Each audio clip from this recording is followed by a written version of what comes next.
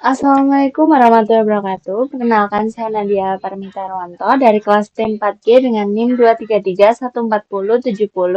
233140710711131. Nah, di video kali ini saya akan membahas tentang tentang topik keamanan basis data dengan fokus yakni konsepnya adalah enkripsi data disimpan atau mungkin yang biasa disebut encryption at rest. Karena sebelumnya saya sudah pernah mempraktekkan SQL injection, jadi saya mempraktekkan konsep baru yakni enkripsi data saat disimpan. Jadi nantinya eh, yang akan saya buat nanti, saya akan beri gambaran kecil ya untuk di pendahuluan ini.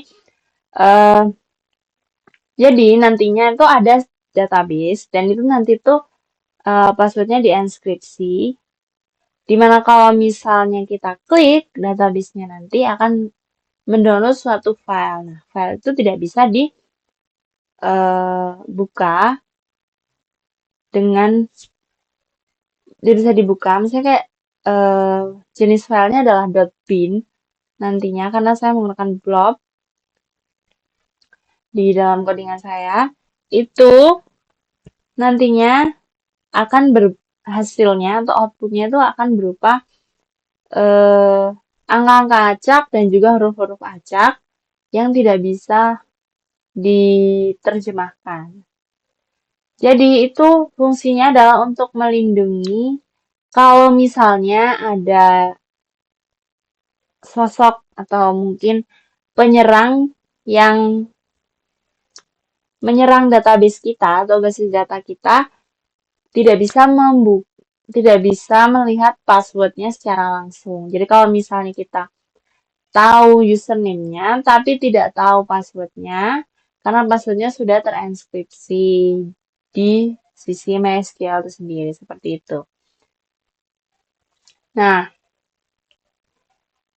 perlu saya jelaskan bahwasannya encryption at rest ini adalah salah satu teknik penting untuk melindungi data sensitif agar tidak mudah dibaca jika database atau media penyimpanan sampai diakses oleh pihak tidak berwenang. Nah, pertama, saya ingin menjelaskan apa itu enkripsi data saat disimpan. Jadi, enkripsi data saat disimpan atau encryption at rest itu adalah proses mengubah data asli menjadi bentuk transkripsi menggunakan algoritma tertentu sehingga data tersebut tidak bisa dibaca langsung tanpa kunci deskripsi yang benar. Nah, berbeda dengan enkripsi saat pengiriman data atau encryption in transit, di sini fokusnya adalah untuk melindungi data yang sudah tersimpan di database atau hard disk. Biasanya ini digunakan untuk algoritma seperti AES-256 seperti yang dipelajari yang lalu, topik-topik yang lalu, nah AES-25 ini kan sangat aman gitu kan, karena dari sisi bitnya pun panjang kan, 32 bit seperti itu.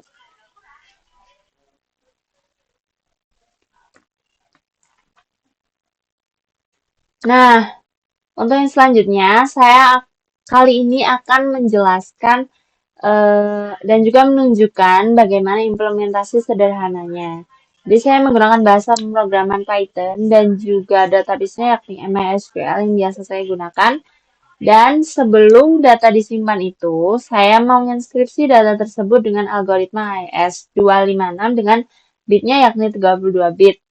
Nah, data transkripsi inilah yang disimpan di dalam database. Nah, saat data dibutuhkan kembali, data tersebut akan saya ambil dan lakukan deskripsi untuk mengembalikan data ke bentuk aslinya. Dengan cara ini, walaupun seseorang berhasil mengakses database, data yang mereka lihat tetap tidak dapat dimengerti tanpa kunci enkripsi yang saya miliki. Nah, baik kalau begitu saya akan menunjukkan ya dari sisi codingan dan juga um,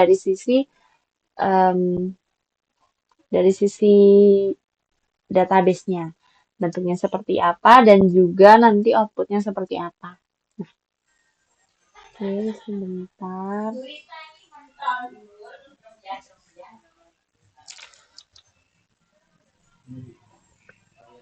Ini. Jadi, di sini ada codingannya.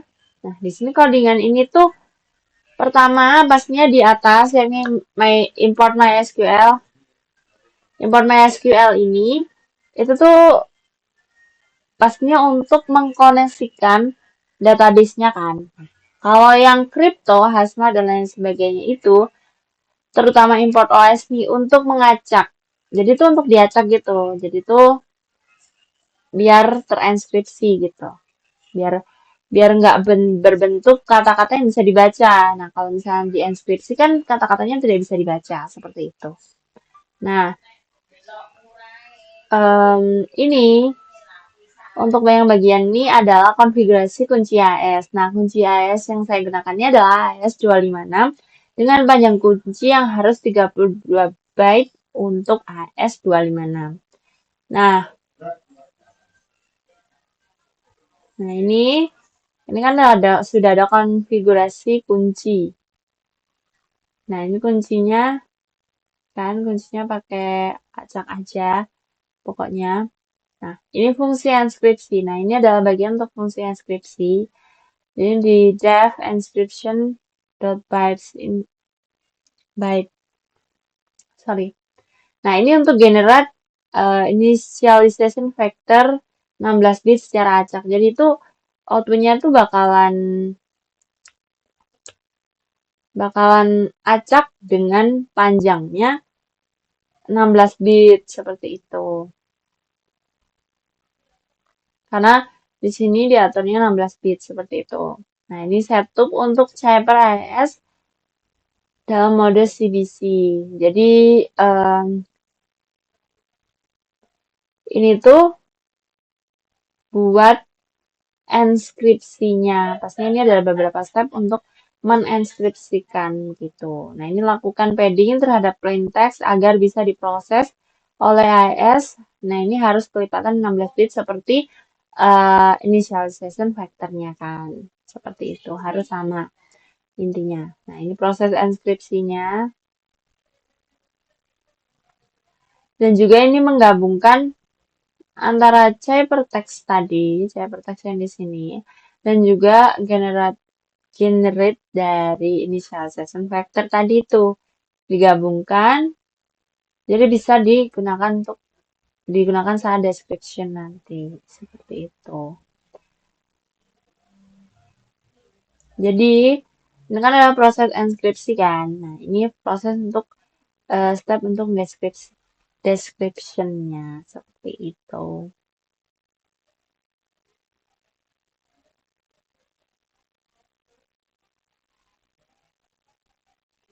Nah, ini fungsi deskripsi karena yang tadi adalah saya menjelaskan fungsi enskripsi. Nah, sekarang fungsi deskripsi. Nah, fungsi deskripsi ini pastinya untuk mengembalikan ke kalimat yang bisa dibaca dong, ya kan? Seperti itu. Nah, ini kan tadi initialization factornya kan tadi 16 bit. Jadi pastinya di ciphertext 16 bit seperti itu. Karena parameternya 16 bit seperti itu. Jadi itu seperti itu. Nah, tadi kan juga untuk deskripsi tadi itu dijelaskan untuk adanya penggabungan antara initialization factor dan juga ciphertext. Nah, di sini makanya ada ciphertext juga di sini. Jadi datanya dideklarasikan dulu seperti itu. Nah, ini setup Cypher AES dengan initialization factor yang sama seperti itu. Terus ini deskripsi data, jadi diubah gitu. Nah, perlu adanya dihapus paddingnya. Dihapus paddingnya kayak biar kembali ke teks yang asli gitu. Nah, ini return plain text decode. Berarti kan udah kembali ke plain text asli atau teks asli seperti itu dikembalikan seperti itu. Seperti biasanya lah pokoknya. Nah, ini adalah koneksi ke database ya. Seperti biasanya pasti koneksi database, MySQL connector, mengisi hostnya, terus username-nya apa, password-nya apa, dan juga database-nya apa. Nah, database-nya itu saya buat nama tugas 2 seperti itu. Nah, di sini membuat tabel juga belum ada karena ini kalau misalnya belum ada atau masih kosongan database-nya akan membuat tabel baru. Nah, kalau misalnya tabelnya udah ada, maka yang digunakan adalah kolom data untuk menyimpan hasil enskripsi dengan tipe blob seperti itu. Nah, tipe blob ini untuk melindungi passwordnya seperti itu. Jadi karena ini udah ada ID, udah ada username, nah data blob. Nah, data blob itu pastinya setelah ada ID, ada username, maka ada password. Nah, password ini menggunakan data blob seperti itu. Nah, ini menyimpan data transkripsi ke dalam database. Nah, ini save user data, misalnya kayak menambahkan username dan juga data, atau mungkin username dan juga password seperti itu. Maksudnya data di sini tuh adalah saya buat password seperti itu. Nah, karena saya sedang mempraktekkan keamanan database, jadi saya menggunakan data saja untuk mendeklarasikan data blob seperti itu.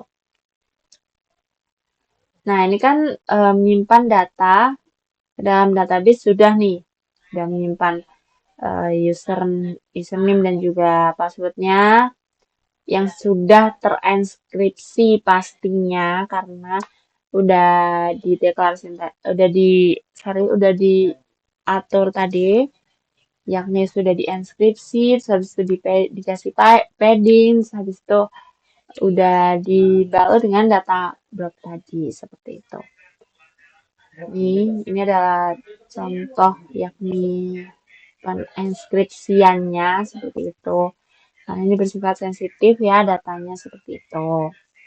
Terus ini adalah baca data dari database dan deskripsi kembali ke plain text. Jadi ini nanti menambahkan, misalnya select from user, di mana username-nya ini,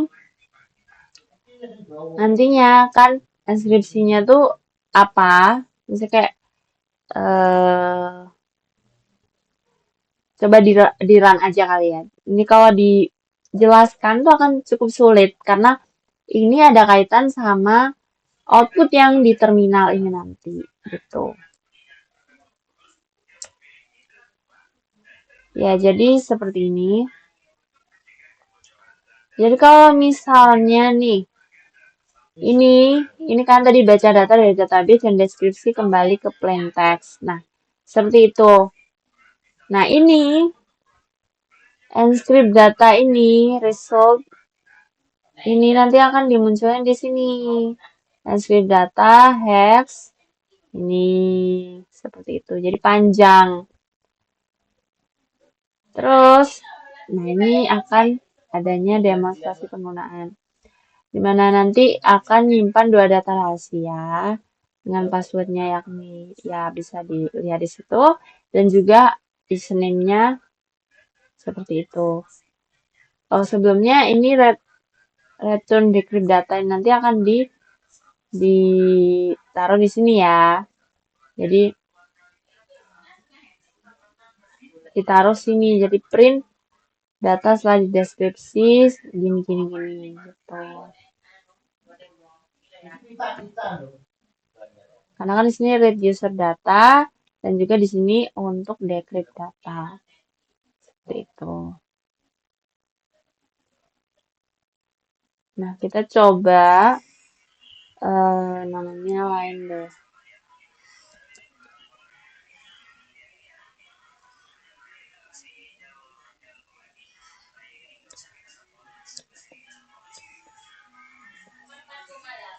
Coba kita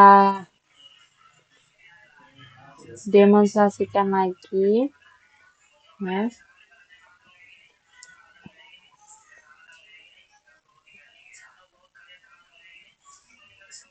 Oke. Ini jadi udah muncul nih inskripsinya dan juga udah muncul deskripsinya. Jadi langsung bisa inskripsi dan juga deskripsi. Nah, lanjut, coba kita lihat di database-nya ya. Di database-nya nanti akan munculnya seperti apa. Nah, di database-nya akan munculnya seperti ini. Jadi, blob 48B ini untuk melindungi dari password username kita. Kayak, di sini tuh kita bisa melindungi data-data kita agar tidak diekspos oleh admin jahat atau mungkin penyerang. Jadi database kita itu dilindungi dengan blob ini, dengan enkripsi. Nah, coba kita pencet ya. Nah, kita pencet, kita klik, nanti akan hasilnya mendownload user underscore data.bin. Nah, user underscore data.bin ini untuk apa sih? Dan apa, seperti apa. Nah, kita coba lihat di notepad ya. Apa itu? Nah, munculnya adalah simbol-simbol acak seperti ini. Jadi simbol-simbol acak ini malah yang muncul. Kenapa nih? Karena itu adalah hasil dari enskripsi tadi menggunakan AES256 lalu diubah menjadi blob. Nah, blob ini diubah lagi enskripsinya menjadi sebuah password yang tidak bisa dibaca oleh orang lain seperti itu. Jadi hanya yang punya akses dan juga punya kuncinya yang bisa membaca. Seperti itu. Ya kurang lebih seperti itu. Nah, kali ini ya begitulah kira-kira praktek dari saya ya. Praktek sederhana aja lewat localhost.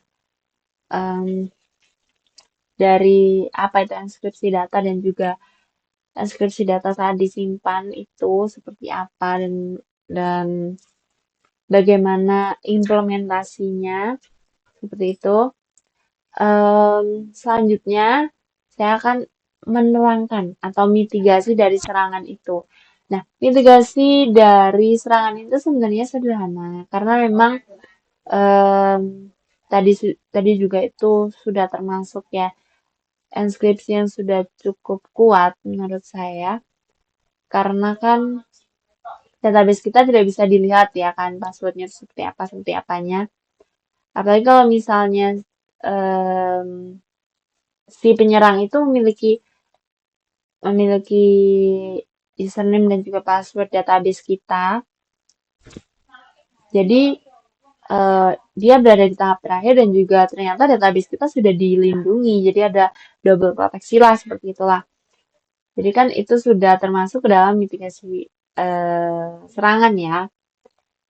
Nah, salah satu ancaman yang paling terjadi di kasus yang seperti ini itu mungkin dari orang dalam ya, atau serangan dari orang dalam. Jadi misalnya kayak ada tim yang resign dan juga masih mengingat passwordnya atau mungkin masih mencatat passwordnya seperti admin yang atau mungkin admin database yang punya akses langsung ke dalam file database dan juga membocorkan kepada penyerang atau mungkin kepada saingan seperti itu.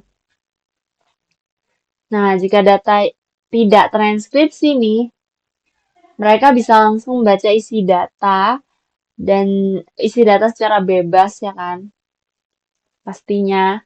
Bagi kalau misalnya penyerangnya dari dalam itu pasti lebih bebas lagi karena memang dia memiliki passwordnya dan juga memiliki mungkin kuncinya juga bisa aja mungkin diberikan pada si kompetitornya seperti itu. Jadi selama yang memegang kuncinya itu bisa dipercaya dan juga bisa